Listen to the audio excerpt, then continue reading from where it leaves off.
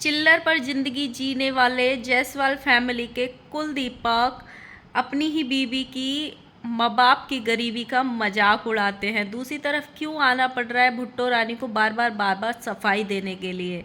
सफाई वही लोग देते हैं जिनके कुछ राज होते हैं। हेलो गाइस, राधे राधे, जय श्री कृष्णा। स्वागत है एक और नई वीडियो में। आई होप सब अच्छे होंगे, स्वस्थ होंगे, मस्त होंगे, जहाँ भी होंगे तंदुरुस्त होंगे खा पी के।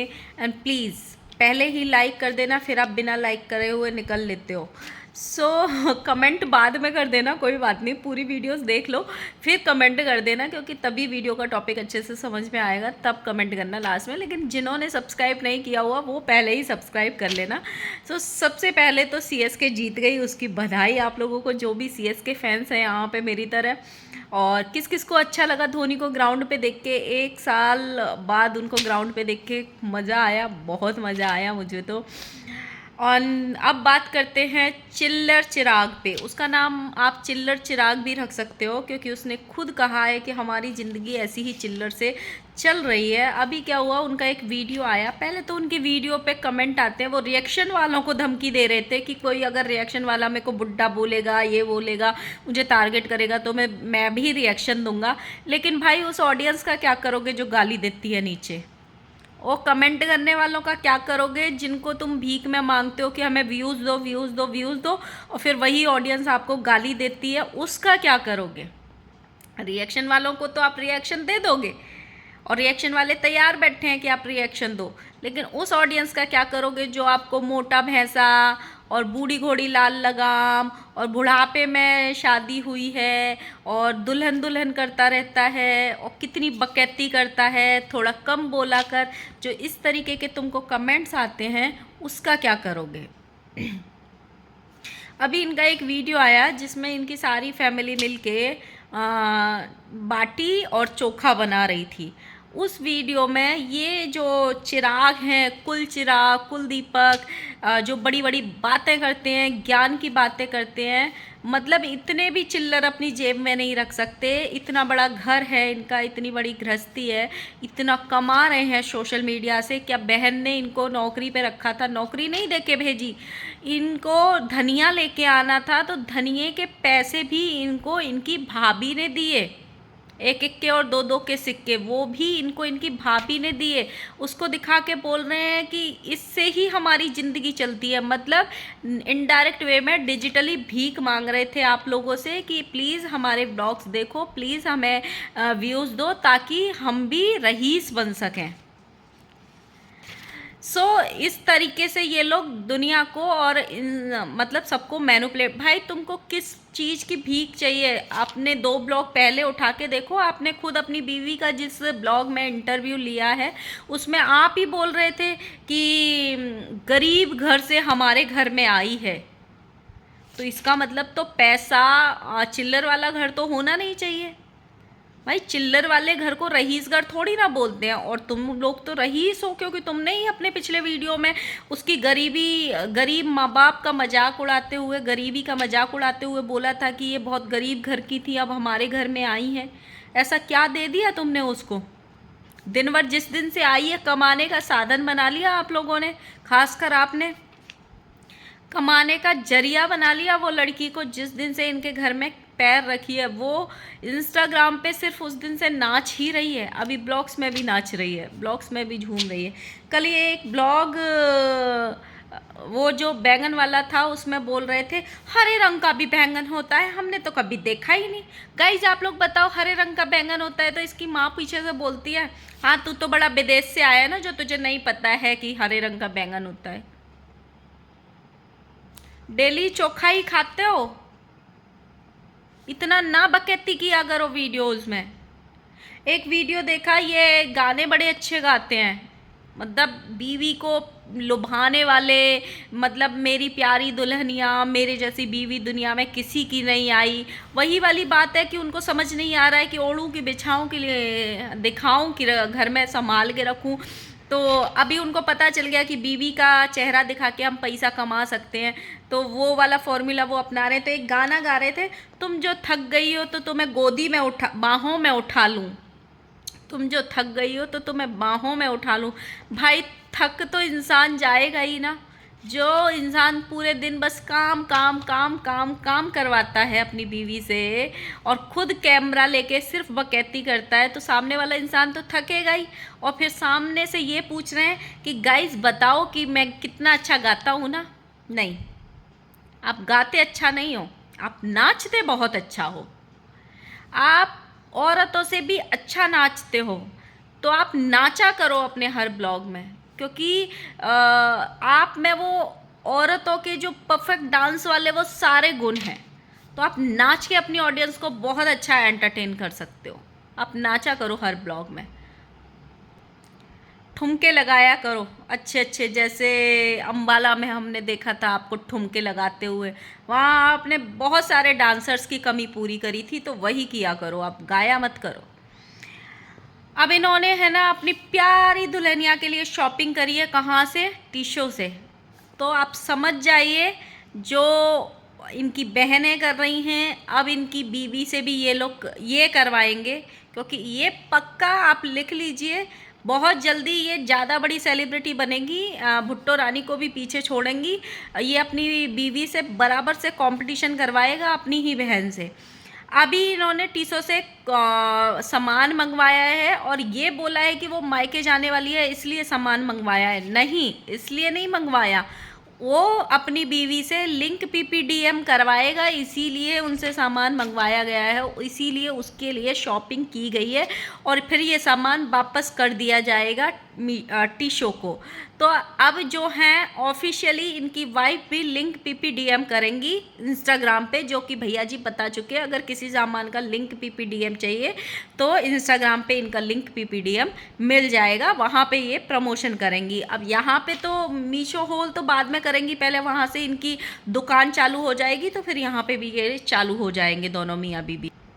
अब आ जाते हैं भुट्टो रानी पे। भुट्टो रानी ने एक थंबनेल डाला, रो रो कर हुआ बुरा हाल, इतना बड़ा कंट्रोवर्सी सचिन भाई के रिश्ते को लेके, आज मुझे सच्चाई बतानी ही पड़ेगी।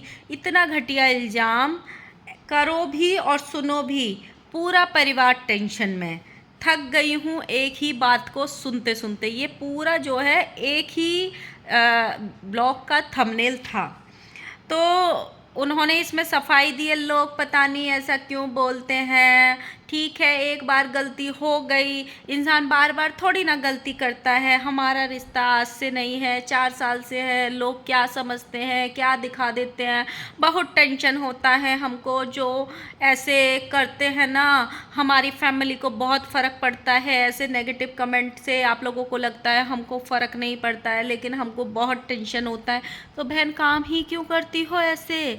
काहे ऐसी हरकतें दिखाती हो सोशल मीडिया को? सोशल मीडिया पे रिएक्शन तो बाद में बनते हैं, पहले तुम्हारी खुद की ऑडियंस ही तुम पे थूक के आ जाती है। थोड़ा अपने होली वाले वीडियोस देखो फेसबुक के, क्या डाला था आपने। थोड़ा अपने बर्थडे वाली ड्रेस देखो, क्या डाली थी आप। इन्होंने बाद में लिखा कि मेरी मम्मी को बहुत फ़र्क पड़ता है, मेरे वीडियोस पे ऐसे कमेंट देख के वो रोने लगती हैं। क्यों? आपकी मम्मी आपको ये नहीं बोलती हैं कि हम गांव में रहते हैं, थोड़े सलीके के कपड़े पहना करो, हमको सब गांव वाले बोलते होंगे।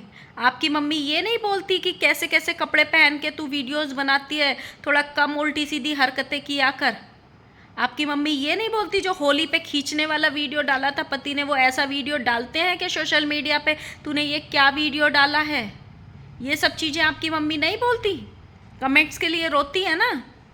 तो ऐसी चीज़ें नहीं बोल के जाती कि तू क्या कर रही है यहाँ पे, क्यों गंदगी मचा रही है, क्यों ऐसे नंगा नाच रहे हो तुम लोग। थोड़ा, हाँ, हम लोग भी दूसरों के यहाँ पे नौकरी करने जाते हैं, हमें इज्जत की रोटी खाने दो, ये सब नहीं बोलती तुम्हारी मम्मी। क्यों अपनी मम्मी की इज्जत को यहाँ पे सरेआम नीलाम कर रहे हो?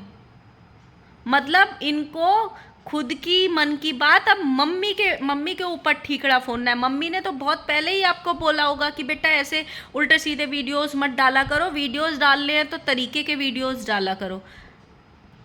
जितनी भी ये ड्रेसेस आप पहनती हो और जिस तरीके की उल्टी सीधी हरकतें करती हो, वो सारे ड्रेसेस आपकी मम्मी को पसंद आते हैं? पसंद आते हैं तो भाई बहुत एडवांस फैमिली से हो। लास्ट में ये बोल रही, अब तो मन ही नहीं करता है हमारा कि खुल के ज़िंदगी जिए।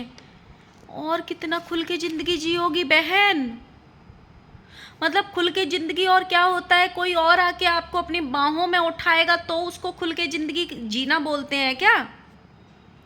इनके खुद के कमेंट्स देखो।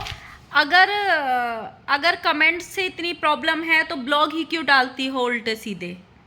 तुम्हारी हरकत ही ऐसी है कि लोग तो बोलेंगे ही, तू ही ज़्यादा चिपकती है उससे।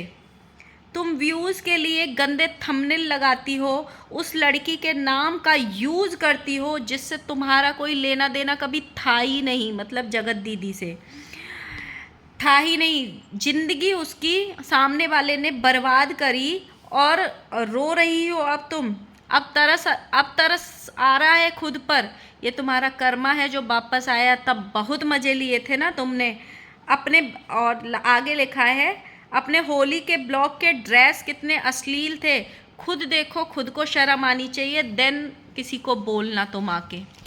ये इनकी ऑडियंस खुद बोलती है और फिर ये सोचते हैं हम तो अच्छा करते हैं, पता नहीं ऑडियंस हमारे अगेंस्ट में क्यों जाती है। हम तो अच्छे वीडियोस डालते हैं, हम तो कोई कुछ करते ही नहीं है, पता नहीं लोग हमें क्यों गालियां दे रहे हैं। जो आप वीडियोस डाल के आते हो ना, उनको थोड़ा सा दोबारा देखा करो, तब आपको पता चलेगी कि हमने इसमें क्या किया है, क्या गंदगी मचाई है हमने इस वीडियो में। तब आप आके दोबारा अपनी ऑडियंस को बोलना कि हमने तो इसमें अच्छा ही दिखाया है, तुमको गंदा लग रहा है। अगर ऑडियंस अपनी पे आ गई ना, यहाँ पे ऐसे भी लोग हैं 1.5-2 मिलियन लेके बैठे और उनके व्यूज़ आ रहे हैं 5,000 और 10,000। ये ऑडियंस है। एक बार फिल्म इंडस्ट्री को नीचे बिठा दिया था, पिछले दो साल पहले जाके देख लेना, एक भी पिक्चर नहीं चलने दी थी बॉलीवुड की।